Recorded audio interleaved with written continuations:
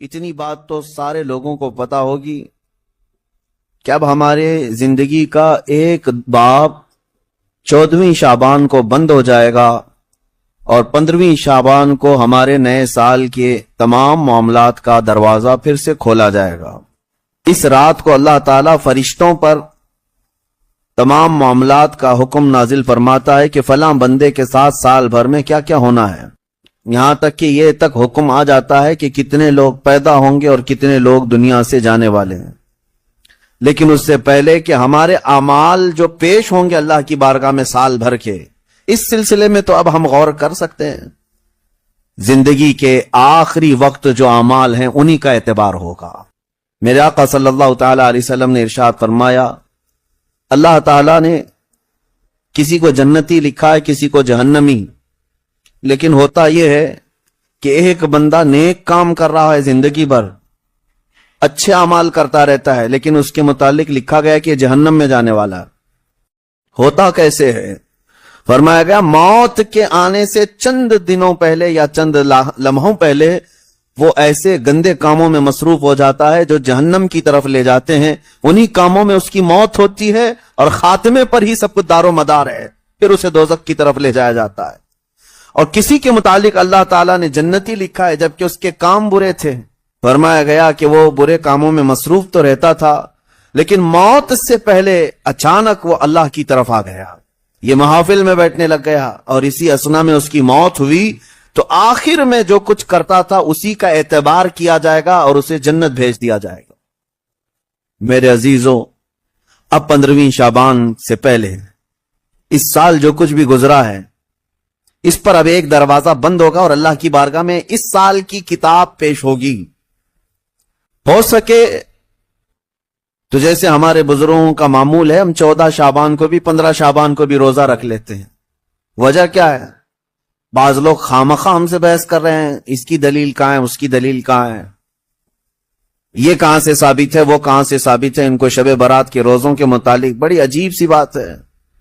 بات صرف اتنی سی ہے کہ ہماری تمنا یہ ہے کہ ہمارے اعمال جب اللہ کی بارگاہ میں جا رہے ہوں 14 شعبان کو، اس وقت بھی ہم روزے کے عالم میں ہوں، اور جب ہمارا نیا سال شروع ہو رہا ہو اس وقت بھی ہم روزے کے عالم میں ہوں۔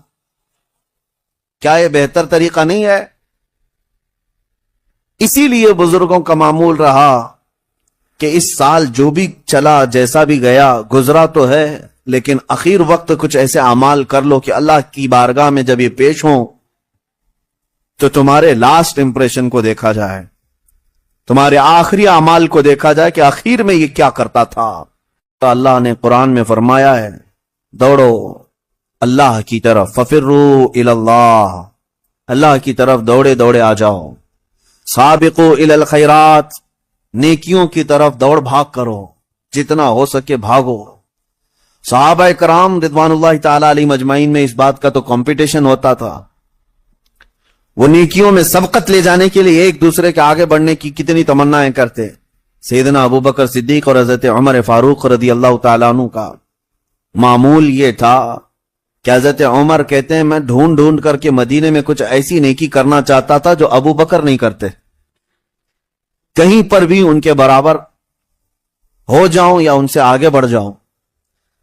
بڑی مشکل سے حضرت عمر کو ایک گھر ملا، ایک بوڑھی عورت جس کا کوئی نہیں رہتا تھا۔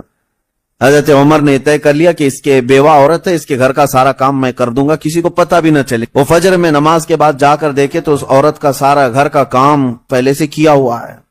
دوسرے دن آ کر دیکھے وہی حال تھا۔ حضرت عمر کہتے ہیں تیسرے دن میں اذان فجر سے پہلے ہی چھپ کر دیکھنا شروع کیا کہ آخر اس کے گھر کا کام کرتا کون ہے۔ کہا ایک چادر اوڑے ہوئے ایک شخص آیا، گھر میں داخل ہوا، جھاڑو لیا، جھاڑنے لگا، ساری چیزیں ڈھنگ سے رکھنے لگا، اذان ہونے لگی، وہ اس عورت کے گھر سے باہر نکلنے لگا۔ حضرت عمر کہتے ہیں میں قریب جا کر چادر ہٹایا تو ابو بکر صدیق تھے۔ حضرت عمر کہتے ہیں میں کبھی آگے بڑھ ہی نہیں سکتا، میں جہاں کوشش کرتا ہوں اس سے پہلے حضرت ابو بکر پہنچے ہوئے ہوتے۔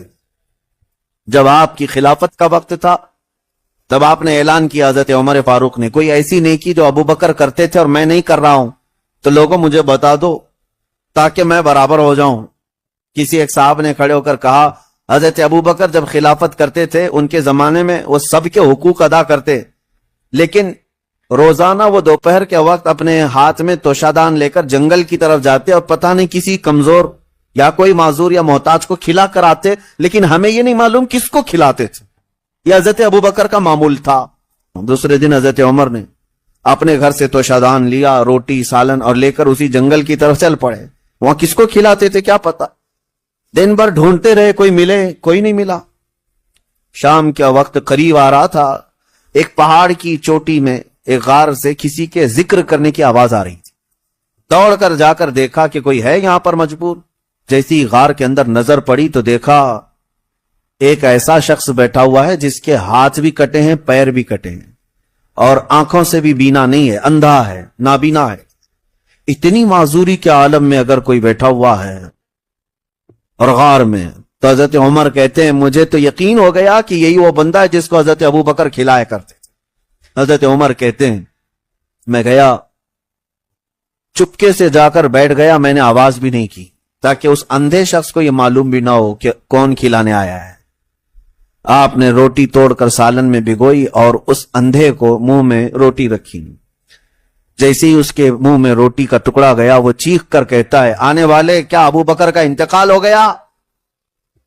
کون آیا ہے آج کھلانے کے لیے؟ حضرت عمر کہتے ہیں تو اندھا ہے، نابینا ہے، تجھے کیسے خبر کہ آنے والا ابوبکر نہیں ہے؟ وہ کہتا ہے اس لیے کہ ابوبکر کو پتا تھا میرے منہ میں دانت نہیں ہے، وہ اپنے منہ سے چبا کر میرے منہ میں روٹی ڈالتے تھے۔ آج تو نے پوری روٹی اٹھا کر ڈالی تو مجھے سمجھ میں آ گیا کہ آنے والا ابوبکر نہیں ہے، کوئی اور آیا ہے۔ حضرت عمر کی آنکھوں سے آنسو آئے، باہر نکل کر کہتے ہیں قسم رب ذوالجلال کی ہے ابوبکر، آپ سے ایک قدم بھی میں آگے نہیں بڑھ سکتا۔ عزیزان گرامی وقار، مجھے یاد ہے بچپن میں جب چھوٹے تھے تو رمضان میں روزانہ اسکول جانے کے بعد یہی چیزیں ہوتی تھی، تیرے کتنے روزے ہوئے، تیرے کتنے روزے ہوئے، ہر ایک کے روزے ہی ایک دوسرے کو پوچھتے رہتے۔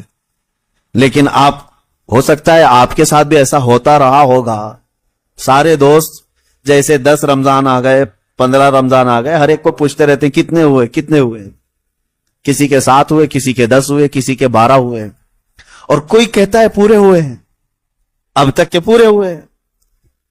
ہم بھی اس وقت سنتے تھے، ایک دوسرے سے بات کرتے تھے، لیکن اس وقت ایک دوڑ رہتی اور گھر میں آ کر جھگڑا بھی کرتے، فلاں کے تو 10 ہو گئے، مجھے سحری میں ضرور اٹھانا، نہیں تو میں اس کے پیچھے پڑ جاؤں گا، میں اس کا پیچھے ہو جاؤں گا۔ تو یہ دوڑ کہاں سے آئی؟ یا آپسی ماحول سے ہی آئی۔ یہی انوائرمنٹ ہم چاہتے ہیں کہ نیکیوں میں سبقت لے جانے کا انوائرمنٹ ہو جائے، ماحول ایسا ہو۔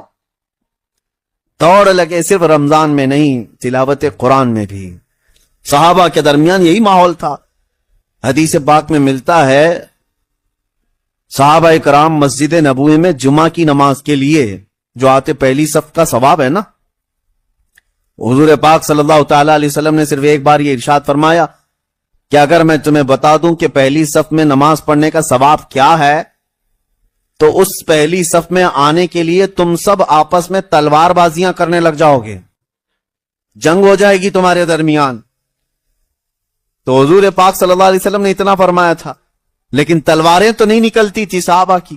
لیکن جمعہ کی نماز کے لیے جو صحابہ مسجد نبوی میں آتے تھے، جانتے ہیں وہ کب آتے؟ فجر کی نماز میں آ جاتے۔